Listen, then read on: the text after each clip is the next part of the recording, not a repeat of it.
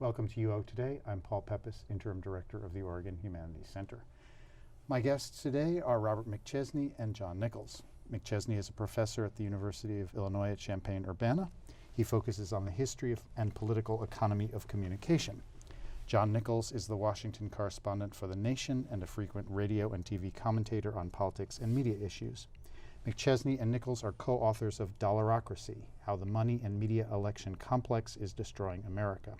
In addition to Dollarocracy, McChesney and Nichols have written 4 other books together and co-founded Free Press, a national organization dedicated to media reform.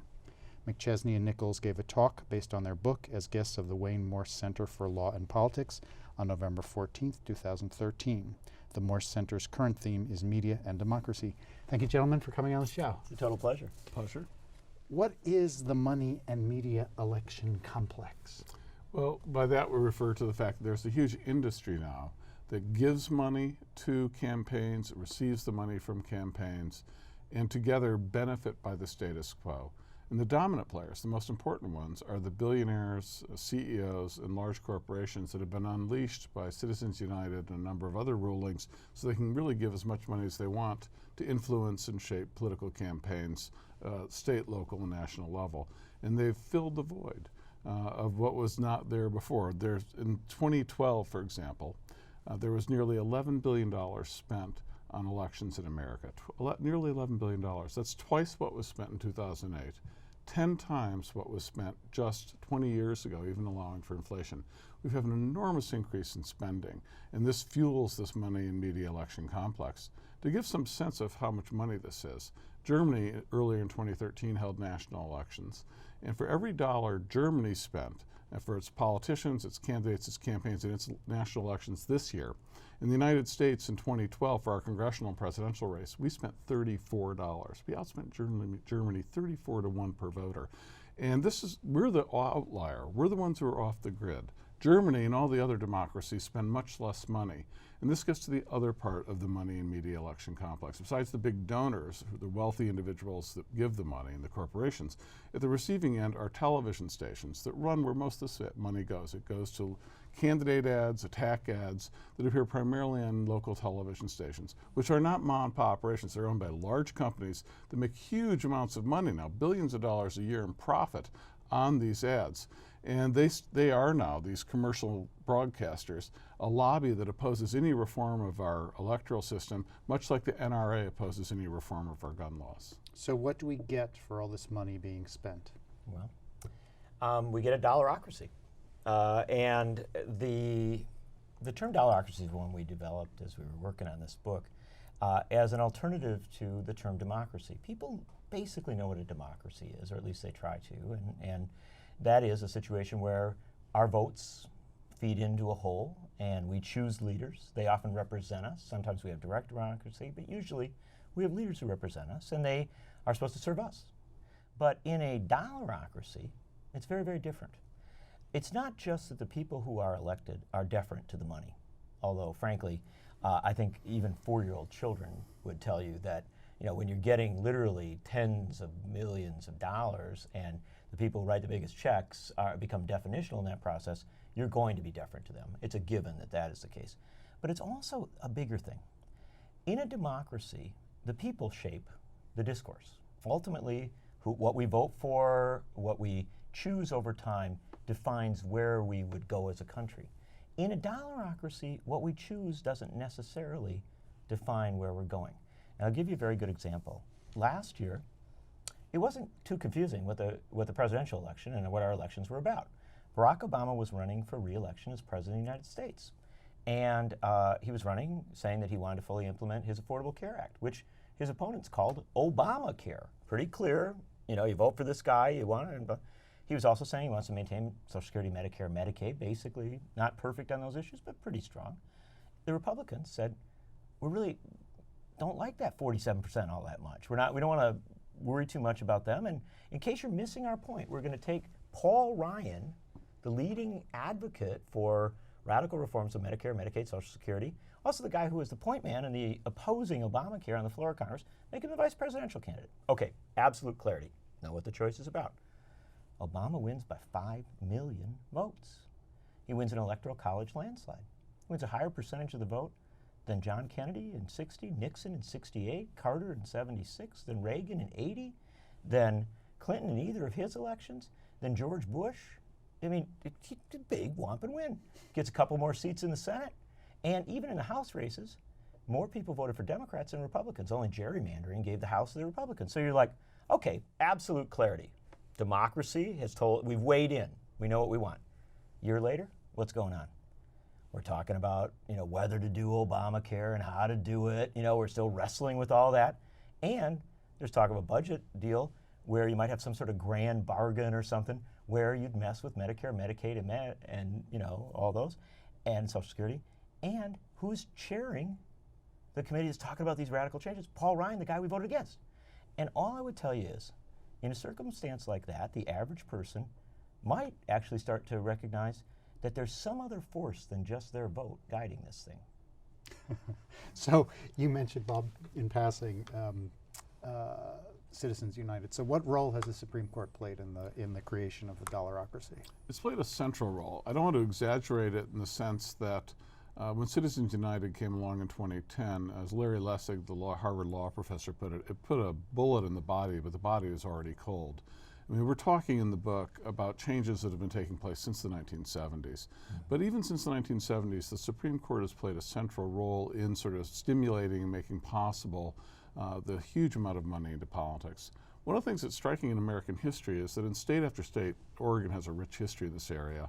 In state after state in the 20th century, whenever voters and even legislatures ever had a chance to talk about how you want elections structured, there was a really strong sentiment that you want to reduce the power of money and you want to elevate the power of voters. You really want to make it a one person, one vote, not $1, one vote system. And there were great reforms in the progressive era, laws passed at the national level. Every time voters and legislators weighed in on this, that was the sentiment of the people. Now what's striking is starting in the 1970s, the US Supreme Court suddenly took an interest in how elections were structured for the first time. And it began to open the door to like, well, maybe billionaires and corporate CEOs and corporations should have the right to spend money. Maybe they've got a constitutional right to spend as much money as they want. A radical idea, an idea that no other democracy in the world takes seriously. It's considered outrageous. And that before 1970s was considered absurd in this country and dangerous by politicians from all parties. And that the Supreme Court opened the door, and what happened in the Citizens United case, it was after a number of cases, was that they said that finally, billionaires, rich people, CEOs, corporations could give as much money as they want to campaigns. Now there were a few conditions put upon it. They couldn't formally give the money to the campaign directly. They had to give it to what was called a third party group that would not be formally affiliated with the campaign. But there was no enforcement for this, and very quickly it was clear that they were kissing cousins. There was the same people worked on both or were connected to both campaigns. Also, technically, the Supreme Court's decision said that labor unions could have the privilege to spend as much as they want. And some of the younger viewers of the show might want to ask their parents what a labor union is. It was something that had a larger role in our society at one time. And also, the Supreme Court said in its decision that to make this work, for it to be a credible decision, they understood some people might be concerned about the flood of money, that it had to be accountable. People had to know who was giving the money at all times. But the problem, of course, of the Supreme Court's decision was there was no mechanism to enforce anyone knowing about it. There wasn't one in place in 2010 that anyone believed in, and it's only grown worse since. So what we found following Citizens United was there was this flood of money that came in. Increasingly, though, these third-party groups found loopholes, so it's completely dark money. It's anonymous. And we chronicle in the book there's this labyrinth of Cayman Island-style money laundering techniques, so that really, if someone doesn't want anyone to know how much they're putting into an election or who they are, it's not very hard to do. In fact, it's pretty easy to do, and there's no enforcement mechanism. So you've just helped me to understand the role of the Supreme Court. I'm interested, and you mentioned this in passing, about the press. So when I was a kid, we were taught to admire the press as democracy's watchdog, champion of truth and freedom. According to Reporters Without Borders Press Freedom Index, the U.S. is currently ranked 32nd behind the Czech Republic, Namibia, Uruguay for press freedom. How has the Dollarocracy contributed to this disturbing decline? Well, the way you ask your question is informative and compliment it, although I would slightly shift a little element of it. And that is, you say, how has the Dollarocracy contributed to this? What I would suggest is the change in our media has contributed to the Dollarocracy. It in fact creates the Dollarocracy circumstance. Because what has happened in the United States is that our media has changed more radically than at any time in the history of this country in the last really better part of 20, 25 years. That change has not been technological. We have had technological changes, and they've shifted a lot of stuff. We have smartphones now, and the internet, and all these wonderful things, Twitter and Facebook, et cetera. But what we're really talking about when we talk about media is not media, but journalism. And journalism, in this period of radical transformation of media, has not come out well. I was like you. I rode my bike down the main street of the town I lived in at the age of 11. I went to the weekly paper and I said, I want to defend democracy. I want to be a journalist. And I started writing at the age of 11. I've been doing it ever since. I love the craft of journalism. I'm very passionate about it. But I would be entirely dishonest with you if I said that we had the journalism today that we had 30 years ago or 40 years ago. We have some journalists who are better, probably, than anybody 30 or 40 years ago, but we don't have enough of them. Since the economic downturn of 2008, we've lost the better part of 20,000 newspaper employees across this country. We talk about newspapers because they're still kind of the driving force, the big newsroom that covers a whole community, a state, maybe a nation. And as we've lost those people, we've also seen a pattern of closures of daily newspapers across this country in Seattle and Tucson and Albuquerque and Denver and Kansas City, Kansas, Ann Arbor, Michigan. And we have also seen an incredible diminution of radio. Radio has lost thousands of on-air personalities since the Telecom Act of 1996, replaced by syndication. So you have a one-size-fits-all national conversation, but very little local. And our TV stations, which provide most of our information about elections. Still, whether you like it or not, local evening news, they actually detail in the book how we found instances where they shave minutes off the newscast so they can fit more ads around them. At election time, when people come to them to find out about elections, they're actually making more space for the ads than they are for information. And so journalism is standing down, not by the choice of journalists, but by economic pressures, advertising no longer sustaining journalism, et cetera. And that's how we get the Dollarocracy. If we had a perfect journalism in this country, if it really did cover every race, not just cover it, but do it in exciting, non-bureaucratic ways, where people knew that's where you go to get your information, and they got it in easy ways. You didn't have to troll the internet all night long. You heard it on your radio, you saw it in your paper, you saw it on TV, came to you in sound bites, but ones that worked for you. If we had that kind of journalism, the ads would be a lot less powerful.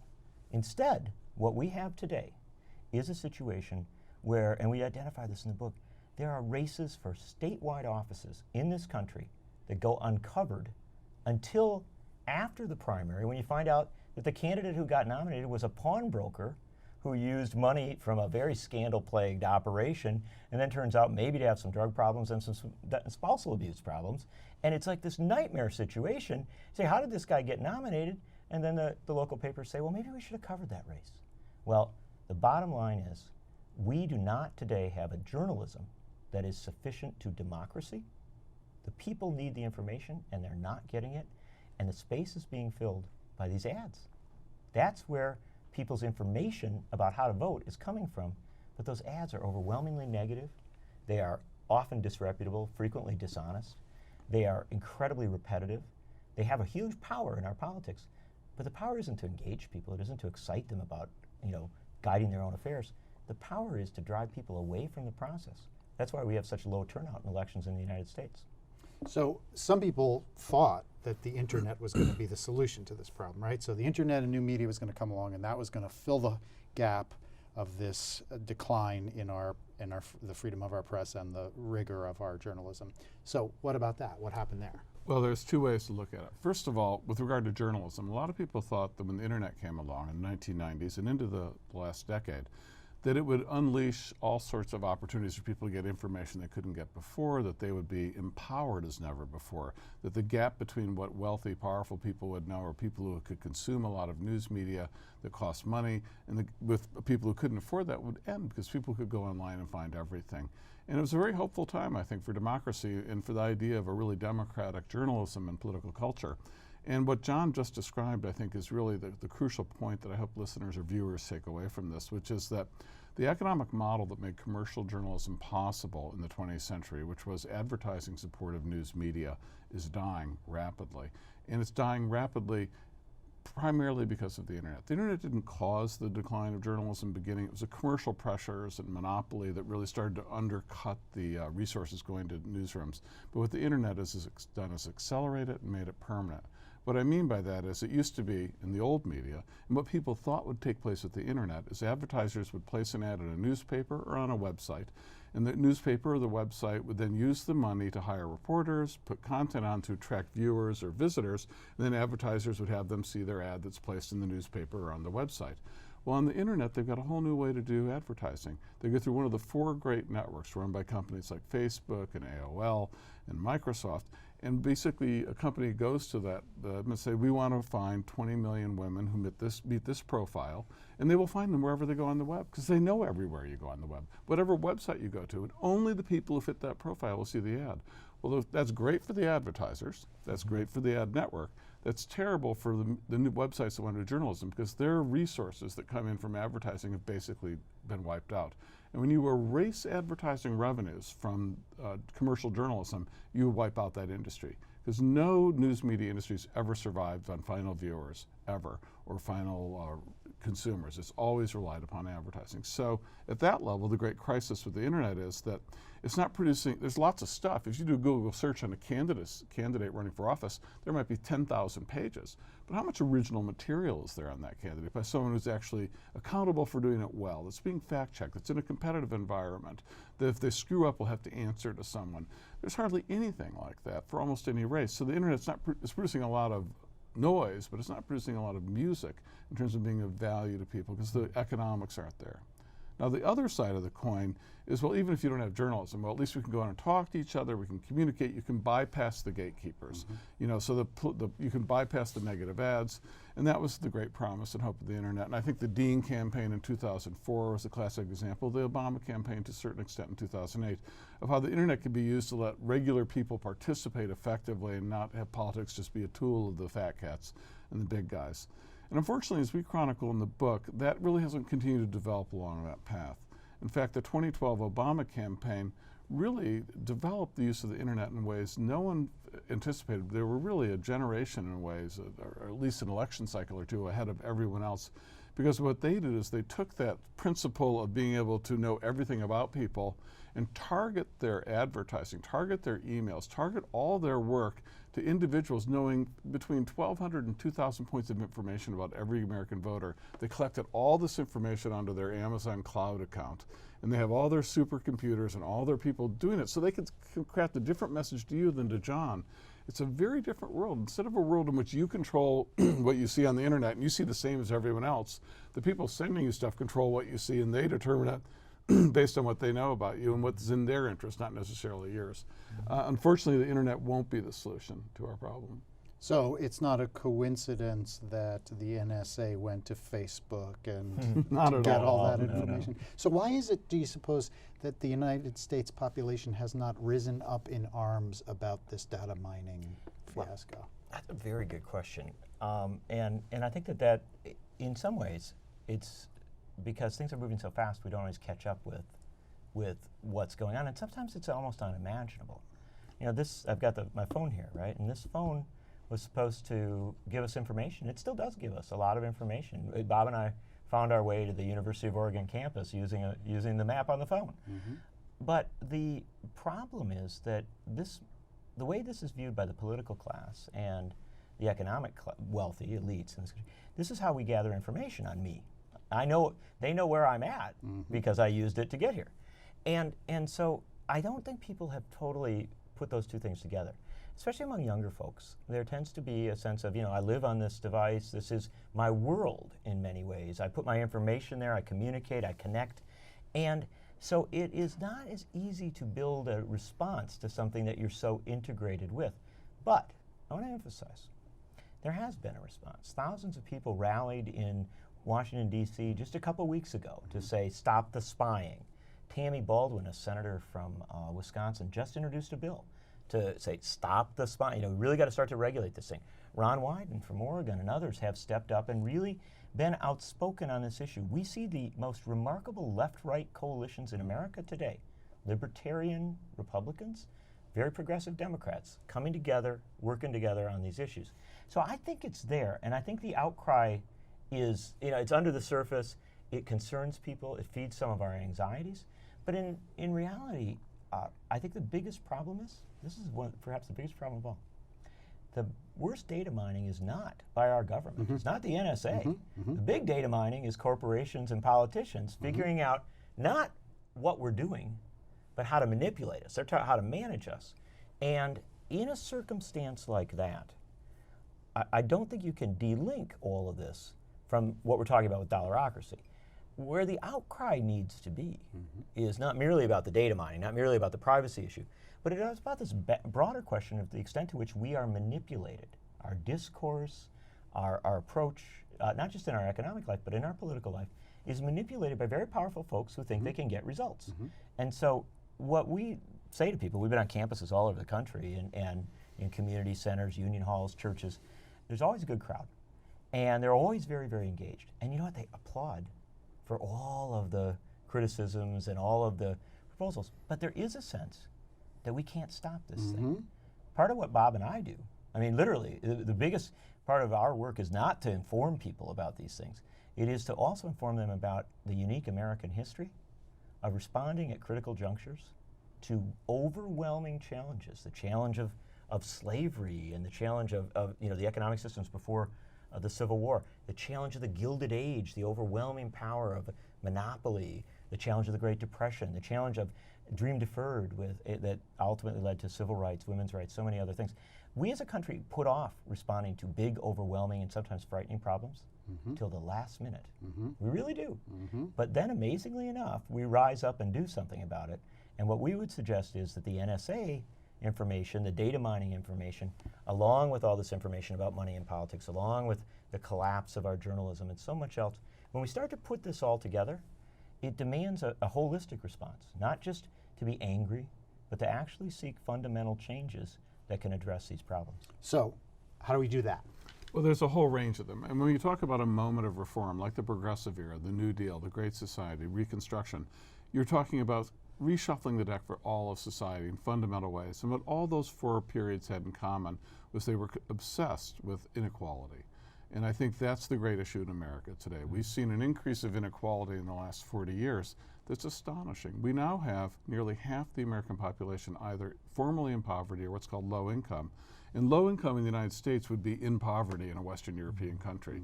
We've lost almost all the gains we made wiping out poverty between the 1920s and the 1960s have been eliminated since then in those sort of last 40 years. And we now have levels of inequality in the United States that marketing people at Procter & Gamble say make us much closer to a country like Malaysia or the Philippines than to a Western European or East Asian country in terms of economic equality and inequality. So we've got a great crisis there, and that usually begs then sweeping reforms politically, of media, and the way the economy works, if we're going to get back on the democratic grid, if we're going to get back to one person, one vote, $1, one vote, and the sort of dynamic, healthy society you get with those sort of reforms. What we recommend in the book specifically about dealing with the Dollarocracy and the election crisis is we think it's time for constitutional amendments. We think if you look at any of those periods I just mentioned, Reconstruction, Progressive period, New Deal or 1960s, what's striking about each of them, there were at least 3 constitutional amendments that were passed during those periods. That's when we passed constitutional amendments. And they basically formally gave women the right to vote, they ended slavery, they gave young people the right to vote, they ended the poll tax. They're all about expanding democracy and locking it in so it can't be taken away later on by someone else. We need those again. We need constitutional amendments that will say that corporations aren't people, that money isn't speech, that governments and people have the right to set up elections to prefer voters over money as influencing the outcome. We need constitutional amendments to say that people have a right to vote. It's not in our Constitution. And when we take over countries and defeat them in wars, we make sure it's in other countries' constitutions. It's not in ours. You should have a right to vote and have your vote counted. We think this is the great rallying movement. One of them, it's a cornerstone of this whole new age of reform that's going on in America today. And the amount of activism we see in this country on this issue, this is not a hypothetical thing. This would be a nice thing to do. In fact, we're right now at the early middle stages of a movement that's going to do this. 16 states have already formally petitioned the U.S. Congress calling to overturn Citizens United and the equating of money with speech and that corporations are people. Over 500 American communities. In fact, Oregon is the most recent of the 16 states, doing so in July of this year. Every speech we've given, this is the 50th town we've been in our tour, 50th event we're doing tonight at the Morse Center. Only 2 or 3 have we not had people from the community coming up, getting people to sign petitions who are active. John and I have been doing this for 20 years, giving speeches. Between us, we've probably given 3,000 or 4,000, maybe 5,000 public addresses. And never have we seen anything like this, even during the Iraq War, where every event we've got 2, 3, 4 people, 5 people, sometimes 4 or 5 different groups. There's enthusiasm, the grassroots enthusiasm to understand that we've got to fundamentally change things to get our democracy back as dynamic, it's extraordinary, and it's really encouraging. So we've got about 1 minute left. Sure. So, I mean, that sounds great. Mm-hmm. What's Fox News going to do when you try to do that? What are the Dollarocrats? The Dollarocrats. The I don't worry as much about Fox News. Actually, the funny thing is that we chart in the book that there's a growing Republican and grassroots conservative support for many of these reforms. And so it really is where we're going to divide some of the elites in both parties from their grassroots. But the one thing I would say is this is a media problem. And you go right to the heart of it, because the fact of the matter is there are grassroots movements across this country every day working to change things, to do the reforms in a very American tradition of constitutional amendments. They're not covered. We go to crowds of people who are very sympathetic, and they're surprised to hear these numbers. I will tell you this without a question. Our media has reshaped to obsess with Washington, not to obsess with America. If we covered grassroots movements the way we cover the fight over Obamacare or what Ted Cruz is saying, if we just gave them that level of coverage, we'd be done with this fight. Those amendments would have swept into Washington, and politicians couldn't have resisted them because the people would have made the demand. So what we're doing right now is the critical component of this. Tell the people, and they will fix it. Well, that is a great place to end. I want to end on that hopeful note. Thank you both so much for taking the time. Good luck this evening. And how many more places are you going to? This is our last stop on our tour, a 2-month tour. Climb to the top of the mountain, Eugene, Oregon. I've been speaking with Robert McChesney and John Nichols, co-authors of Dollarocracy, How the Money and Media Election Complex is Destroying America.